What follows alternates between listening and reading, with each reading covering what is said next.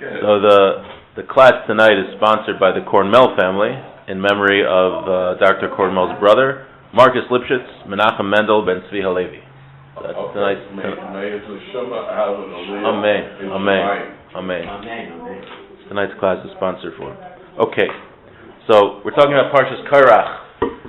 Korach caused a big fight in the Jewish people. So I would like to discuss when is it good to have a fight, some examples of good fights, examples of bad fights, and how important it is to stay away from bad fights. Okay, so let's start with the parsha, page 820. Vayikach Korach ben Yitzhar ben Kahas ben Levi v'dasan v'aviram b'nei Eliyav on ben Pelas b'nei Reuven. Korach, the son of Yitzhar, the son of Kahas, the son of Levi, and Dasan and Aviram and On ben Pelas, they separated themselves. V'yakumu l'fnei Moshe, they came up in front of Moshe, v'anashim b'nei Yisrael, chamishim u'masayim, along with 250 people in the Sia Eda, Krimoy Anshishem, they were important people, heads of the congregation. V'yikalu al Moshe v'al Aaron, and they gathered upon Moshe and Aaron. V'yomer aleim, he said to them, Rav lechem, you have so much, Kicholei de kulam kadoshim, meaning why are you taking all the positions of leadership? The entire congregation is holy. Ubesochem Hashem, and amongst them is Hashem. Umadu atisnasu akal Hashem. Why do you rule over the Jewish people? So Korach comes with all of these people and says, well, what? Because the woman's coming out. So Korach separated himself and says, all the people are holy. Why are you taking all of the whole positions of authority for yourself? Moshe was in charge, he was the king, and Aaron was the priest, the high priest.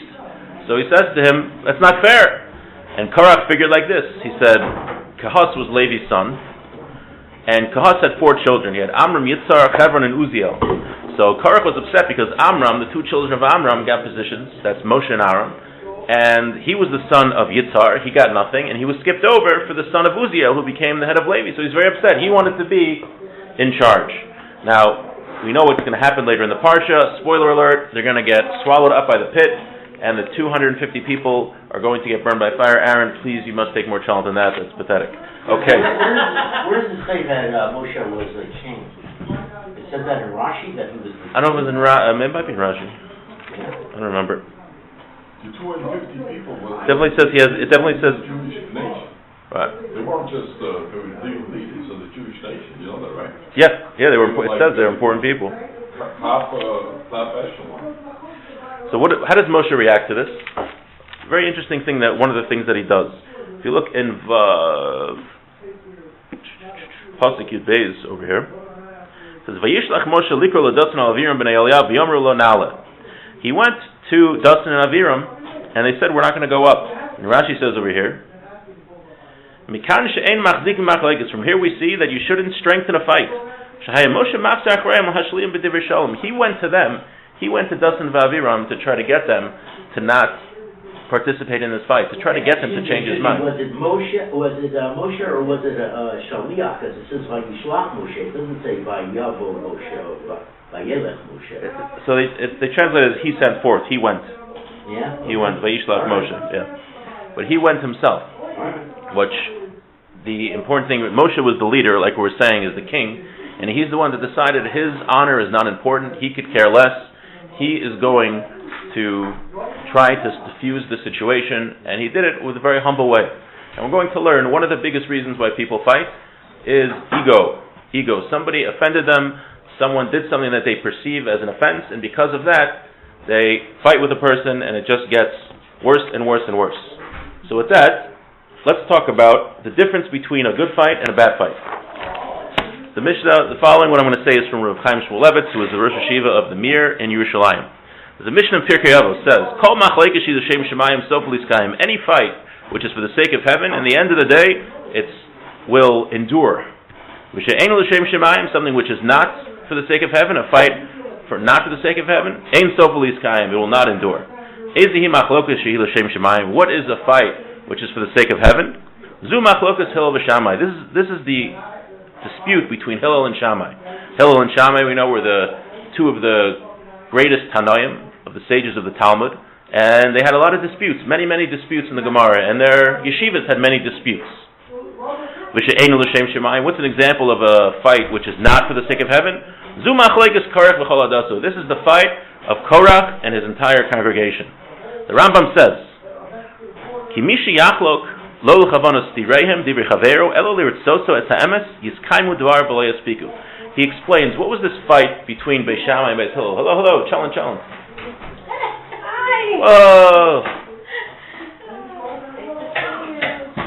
Whoa!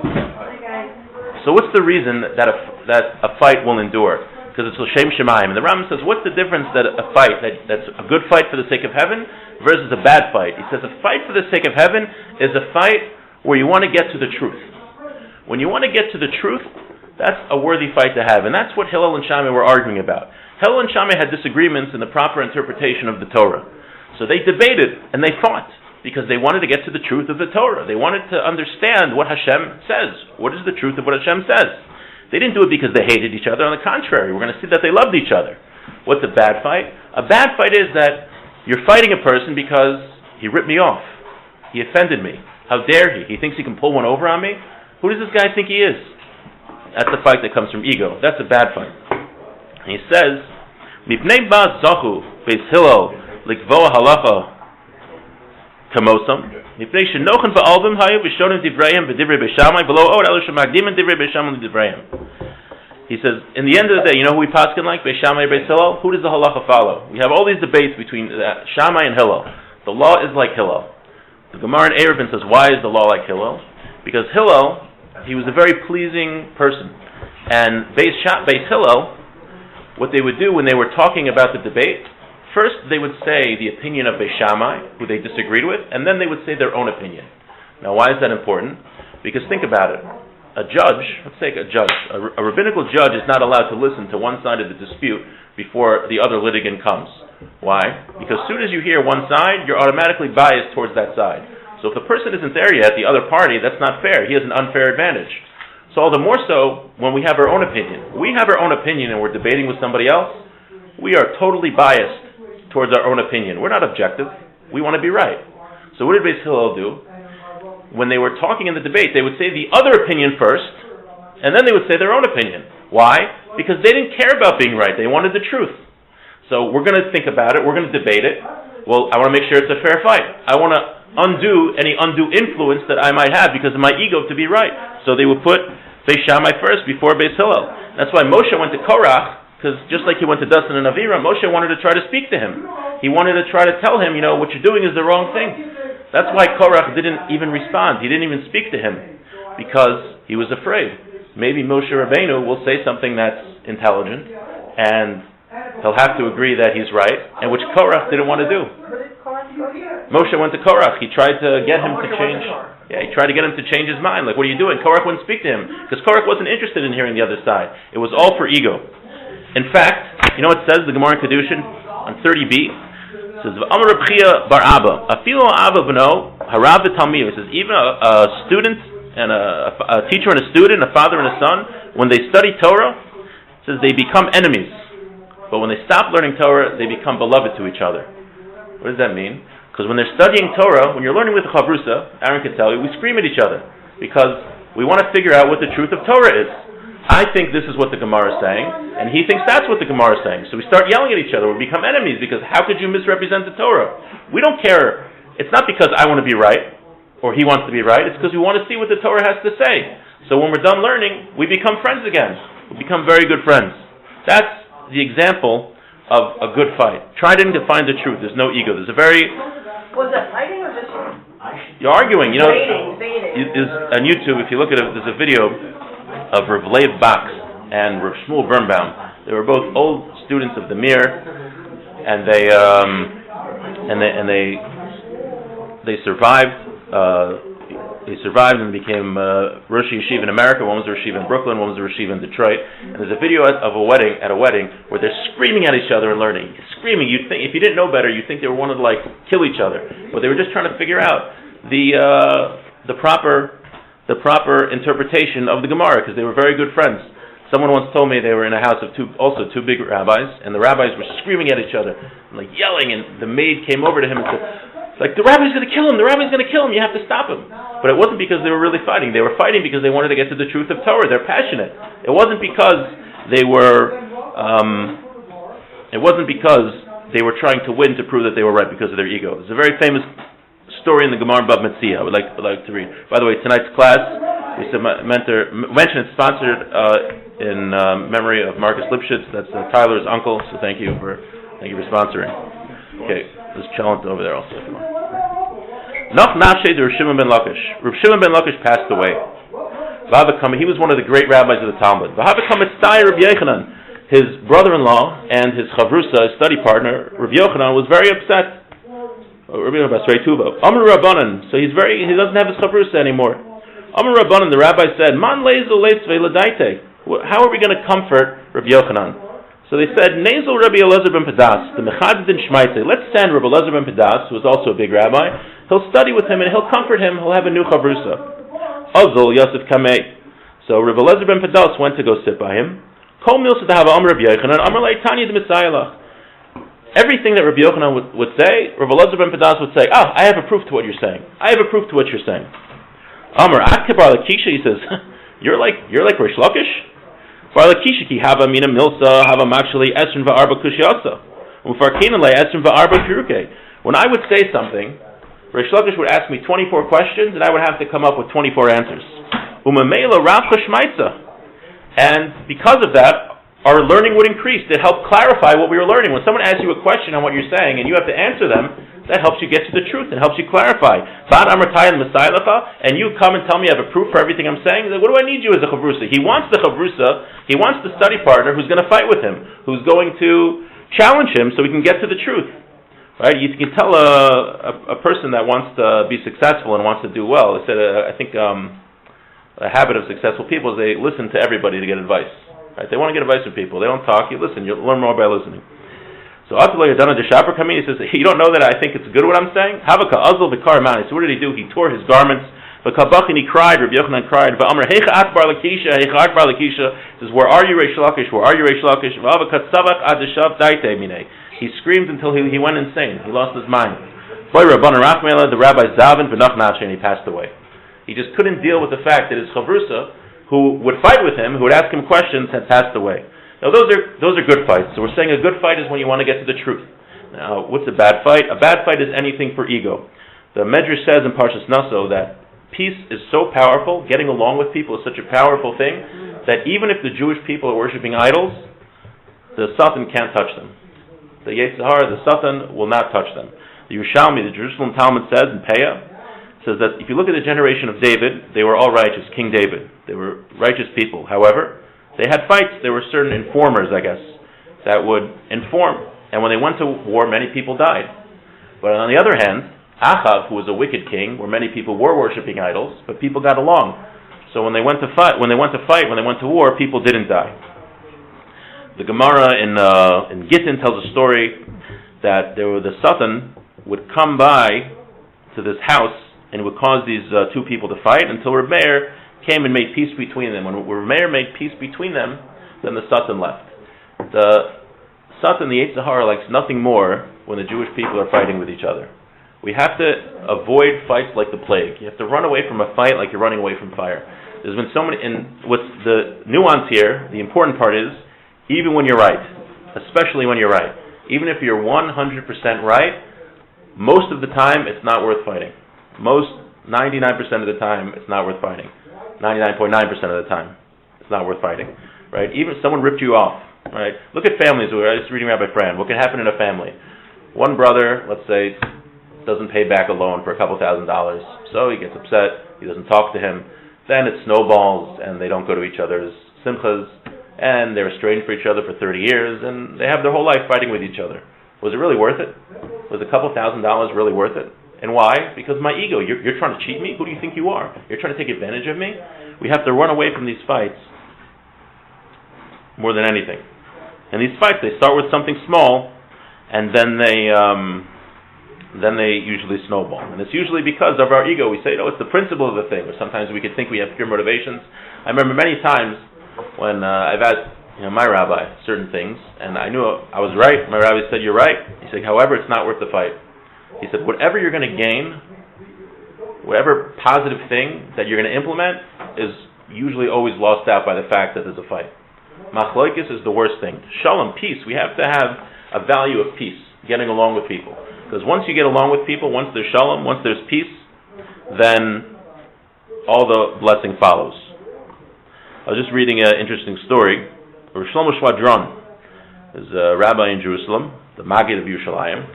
He said many years ago, he said this story many years ago, so this story happened many years ago.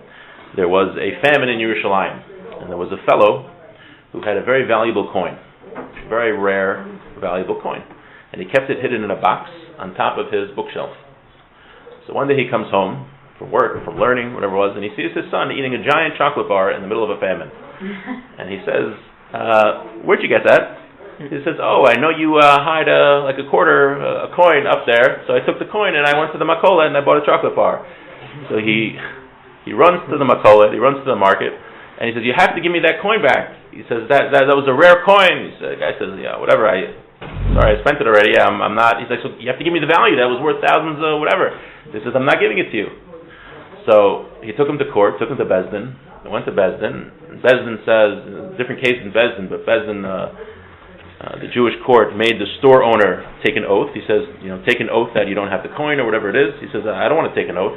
It's a very scary thing. You put your hand on the Torah and have to swear what you're saying is true. People, don't like taking oaths. So he says, I'm not going to take an oath. So Bezdin says, well, okay, well then you have to pay him the value of the coin.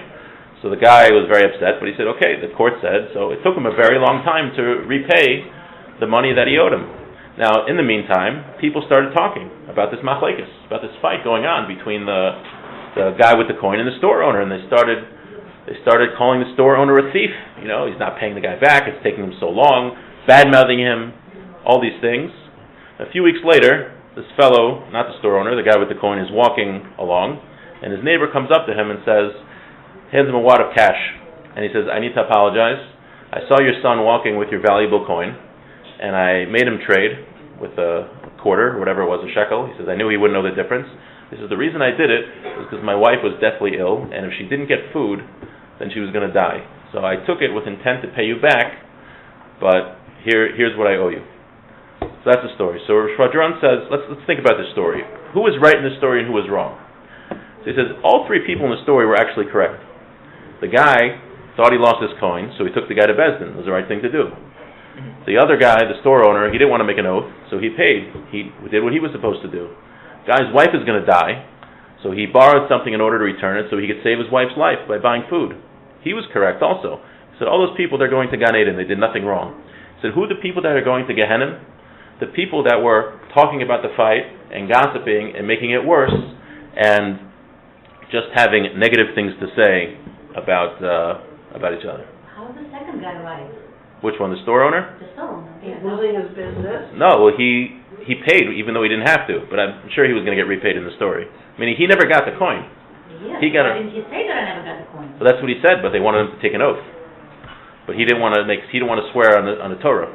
People are very nervous when it comes to swearing on the Torah. So he didn't want to do that. The guy who took the coin and didn't say anything while the other one's getting persecuted for not paying it back fast enough? Right. So why didn't, that's a good question. Why didn't he say something earlier? He's doing a guy's business. Maybe he didn't know. Again, I don't know all the I just read the story today. I don't know all the details. I'm sure this was like 200 years ago. My question is this: you can't swear on God, but you can swear on the Torah. You're allowed to make a swear in court under certain circumstances, but usually You're allowed to? Well, sometimes you have to. The court was Aaron. We learned about this year, and to make sure that people are telling the truth. There were a lot of people that would steal things. They wouldn't be afraid to steal, but when it came to swearing on the Torah, they wouldn't do that. So people would steal, so you just tell them swear on the Torah, and they would return it. But they don't have the Torah in court. They have the I guess they want Christian Bible, don't they? No, Jewish court. It's rabbinical court. Oh. Yeah, no. Yeah, they don't make you do that. Yeah, imagine in a secular court if you could just swear and get off.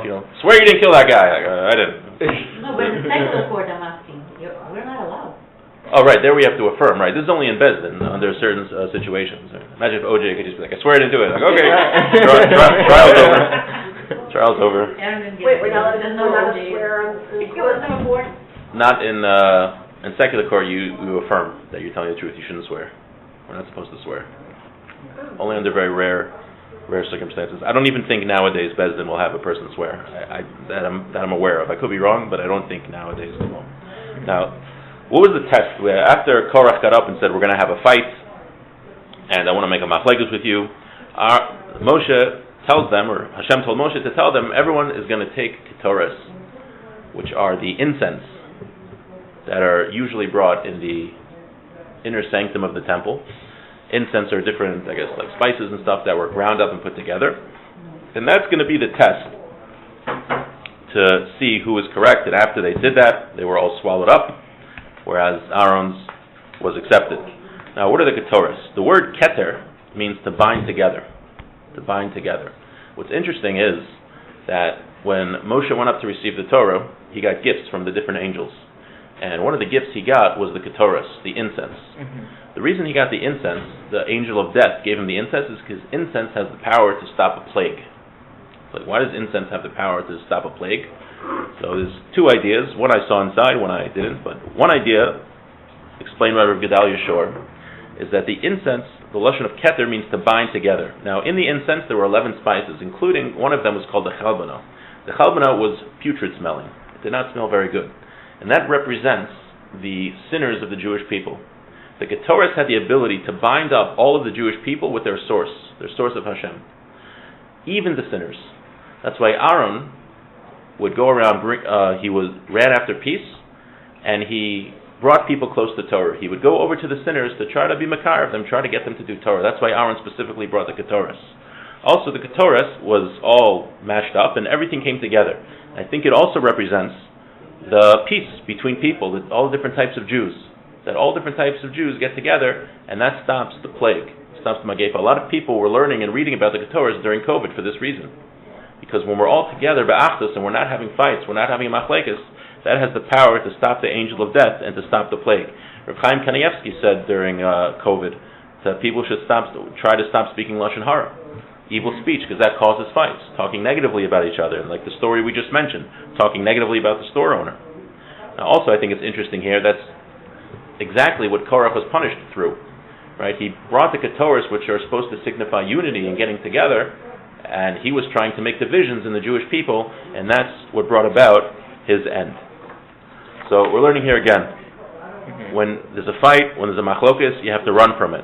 Now, the story that we mentioned was people were getting involved in a machlokas that didn't involve them, right? That's one thing. You see a fight, there's certain people, they see like a fight going on, they have to get involved, they have to add their 2 cents. If you ever see that, run away. Just run away. That's one type of fight. There's another type of fight where we're involved personally.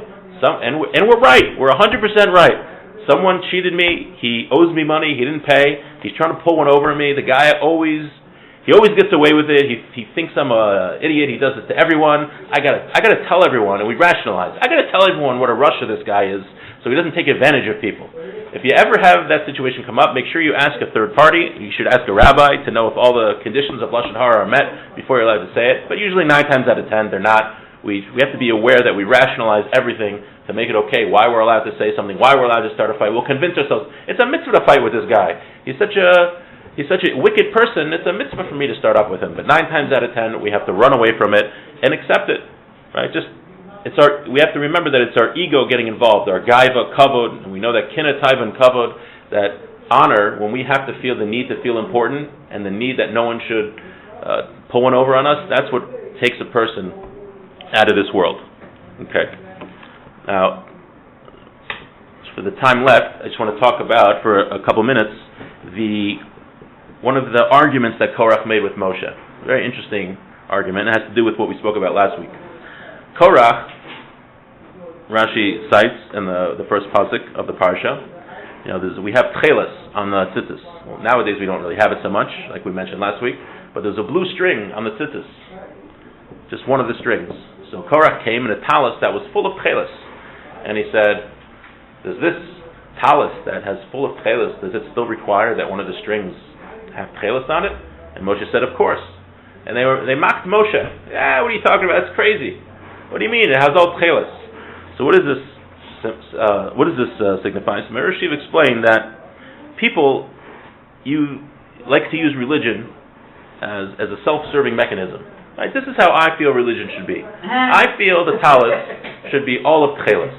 Right? They don't use religion as a means to come close to Hashem and to serve Hashem. They use religion to serve themselves. This is how I feel. Right? We see nowadays many movements that they use religion and the Torah. They quote verses out of context because they want to. That drives me crazy. Yes, I just heard last night in a Manalapan board meeting. I was very upset. A guy came to support an issue, which was, and he tried to say that he's which was, it had to do with teaching with the transgenderism in Manalapan schools. And a guy came and said, I'm an Orthodox Jew, and I feel X, Y, Z, and he was trying to support it. I happen to know who the guy is, and he's not an Orthodox Jew, but he was trying to use his religion to show what he believes. Well, what I would do is say, well, let's look at Torah and let's look at Jewish tradition and see what Jewish tradition has to say about it. We shouldn't be using religion to just bolster our views. And that's what really what Korach was doing, because it's the constant battle between, are we here to serve ourselves or are we here to serve Hashem? So you could even use religion, you could even use Torah to serve yourself. And it's interesting that specifically he used tzitzis. We mentioned last week that the tzitzis, Ramchal says, is the sign that a Jewish person is a servant to God. Every slave had a brand on his flesh or whatever. They had a certain sign that shows you're a slave of this master. So the Jewish people have a mark that says we are servants of Hashem. That means I negate my own desires for the desires of Hashem. So he was using that thing, the tzitzis, specifically which was designed to show that we're servants of God, to use that to serve himself. That's what Korach did. Okay. And again, that has to do with fights, because why are we fighting? Because I think my will is the most important. I think what I want to do is the most important. I don't care what you want. And my ego is affected, so I'm going to fight you with that. But when we have peace as a value, and peace is what we're pursuing, then I negate what I want. Yeah, I would like my money back. I would like to punch you in the face for what you just did to me. But no, Hashem says I shouldn't do that, so I'm negating what I want to get along with others. And when we do that, when the self-negation process, then Hashem's presence dwells with the Jewish people. We all get along. Bracha comes, it stops plagues, and all the blessing in the world comes from getting along. So the moral of today's class, when you see a fight, run away. When Karen comes at you, go the other way. Yeah. Amen. Oh,